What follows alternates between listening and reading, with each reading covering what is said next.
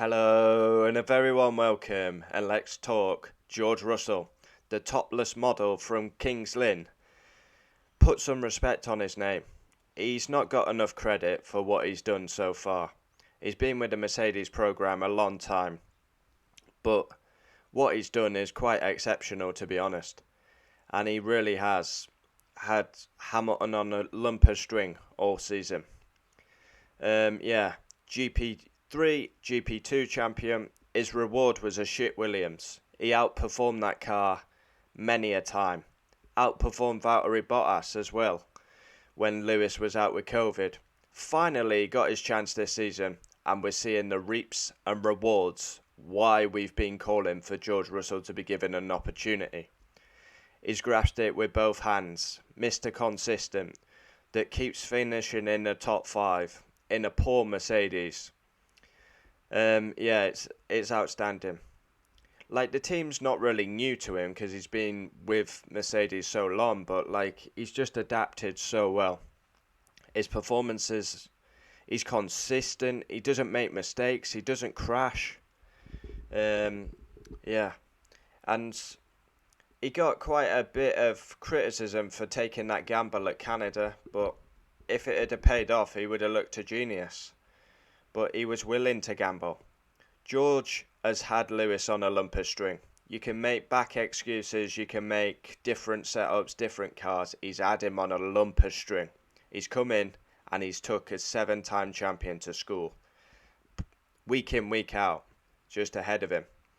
I mean, what is it now? Qualifying's quite close, I believe.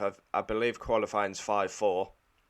But in the races, George is 7-2. So, I mean, that's unbelievable. It's been a dream start, really, for George. How many times has he been on the podium this season? I could get that up. I think it's 3. I want to say it's 3. He had one at Australia. Yeah, let's have a look. I've been mega impressed with Georgie boy. So he had one at Azerbaijan, Spain, Australia. Yeah, 3. Lewis only has 1 podium. He's outstanding. He's outstanding, but he's not got enough credit for his performances, in my opinion. That's what happened at Baku, and yeah, Lewis's antics about his bad back, it deflected away from George. He never gets enough credit for what he's doing. Yeah, he's actually hammered a 7-time champion. I mean, it's unbelievable. It really is. Can he win a race this season? Probably not. George Russell is a future champion. He is, 100%. When Lewis calls it a day, Mercedes will be his team. Yeah. I've got to say, I knew George was good. I didn't expect him to be beating Lewis. I thought Mercedes were going to be winning, dominating, at the front like usual. George would have to play number 2, and then Lewis calls it a day after winning an 8th. That's what I thought. It's not happened. George, he's had Lewis on a lump of string, destroying him week in, week out. And it is painful, but you got to say the realist. And there's excuses trying to gloss away from George's performance. Mercedes as a team, like, they're not giving him enough credit, in my view. I mean, look at Lewis when he got the podium at Canada. They never stopped tweeting about it. George, there's not enough credit for George. In the media, on the Twitter, there's just not.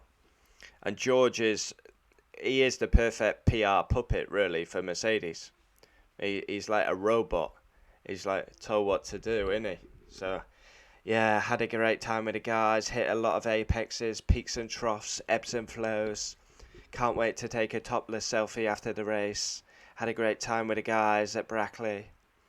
He's just, yeah, I've beaten Lewis, but I'm not allowed to say so. So, yeah, once Lewis is back up to speed, he'll be giving me a challenge. Can't wait to go to Silverstone with the guys. So, yeah, I think he's been outstanding. He's a future champion, no doubting in my mind. And, yeah, that bet that I had with my subscriber, yeah, wow. Looks like I'm going to lose that one. Let's see what happens in Silverstone.